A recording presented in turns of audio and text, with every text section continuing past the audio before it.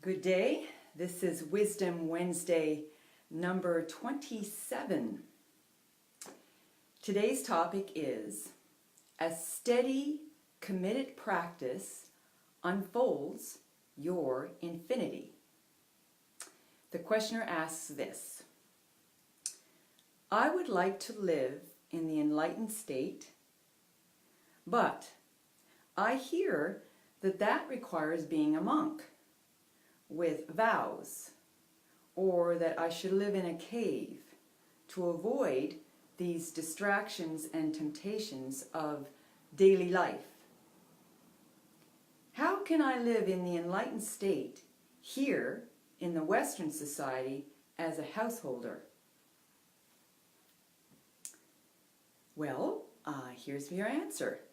You can live in an enlightened state here in the Western society if you do your practice.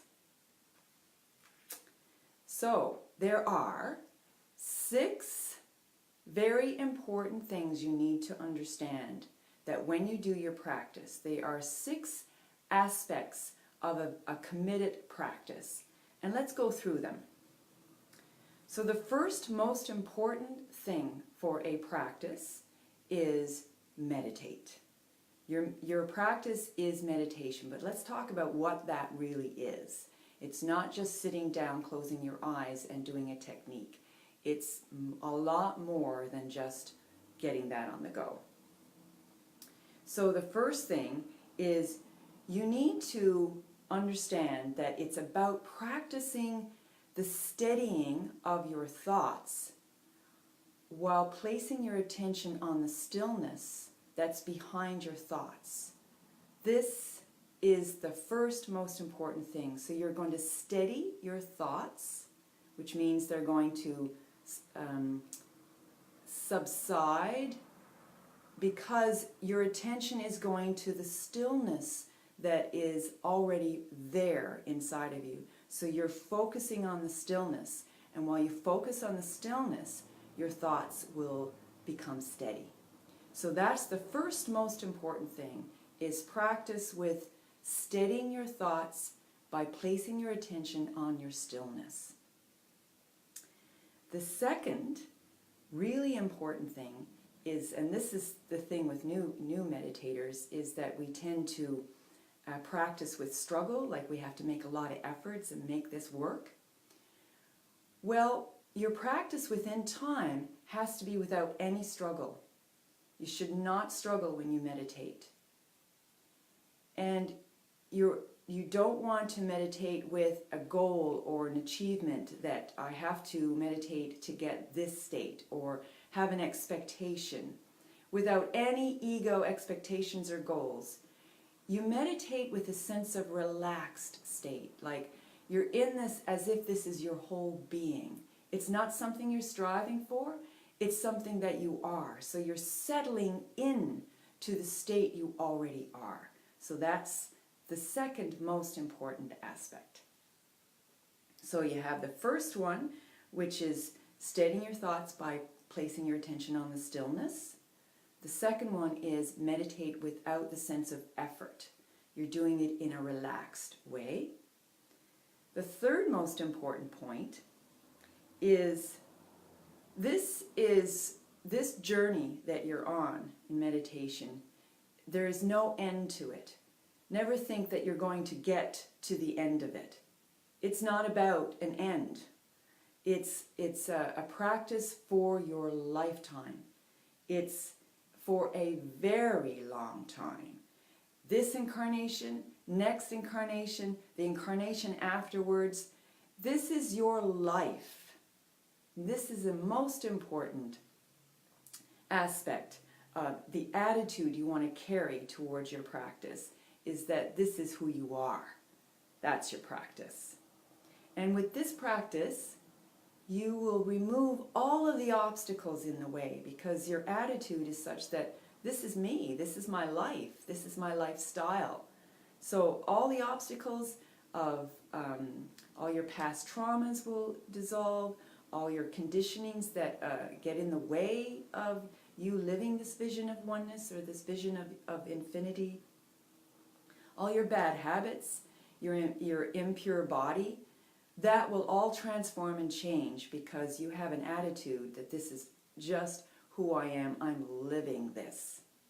Okay, so that's the third important aspect, with an attitude towards committed practice.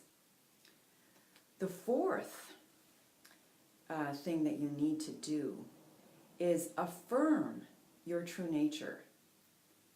We have a habit of doing the opposite. We sabotage our true nature by negating it all the time. So now you have to do the opposite. Say things like, I am complete, whole, and perfect. I am that. All this is that. And we are all that. Keep affirming. You can say, I am immortal. I am blissful. I am the space. I am infinity. I am purity. I am freedom. You have to affirm it right there in the cognitive part of your thinking, that you have to say it to yourself. I am perfect. I am whole. I am bliss. I am freedom. I am truth. Because in actual fact, that is your reality. But on a mental level, you don't believe it. So we need to bring that forth all the time and say, yeah, this is my reality. So I'm going to live it. I'm going to live my reality. So that's the fourth important aspect for a committed practice. The fifth is there should be no interruptions in your practice. So that those interruptions, there's no break. You are so committed. It's like it's forever. So now you're coming from a sense of that your practice is not just physical. That's why it can be uninterrupted. Because now your practice is a vision. It's a vision of oneness. So it's not just, I'm sitting here and I'm going to close my eyes, I'm going to say Amaram Hum Madaram Hum, or I'm going to practice breathing my breath, or just observing the sensations in my body. And it's not physical anymore. It's not with an effort anymore.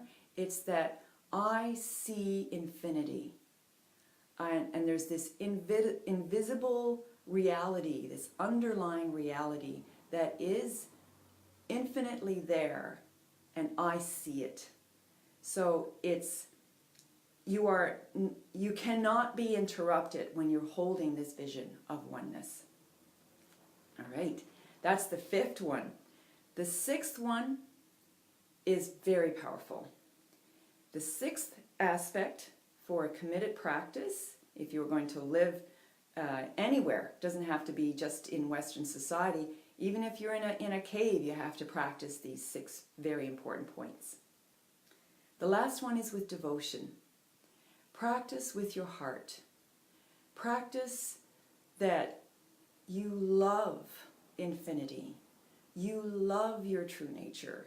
And that's the most and only important thing in your life, is that you have this love.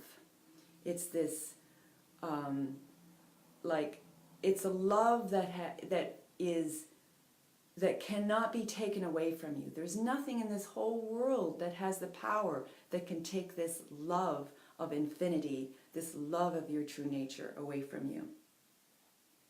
You want to see the divine everywhere.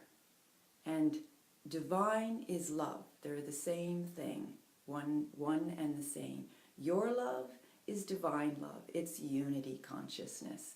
So now you have a vision that never goes away, that wherever you go, you're seeing it all as your own self, and you love yourself, you love others as yourself. These are the 6 important aspects that you need to practice no matter where you are in the whole world, in a cave, as a monk, as a Western person living in Western society. You need to practice, and I'll repeat them.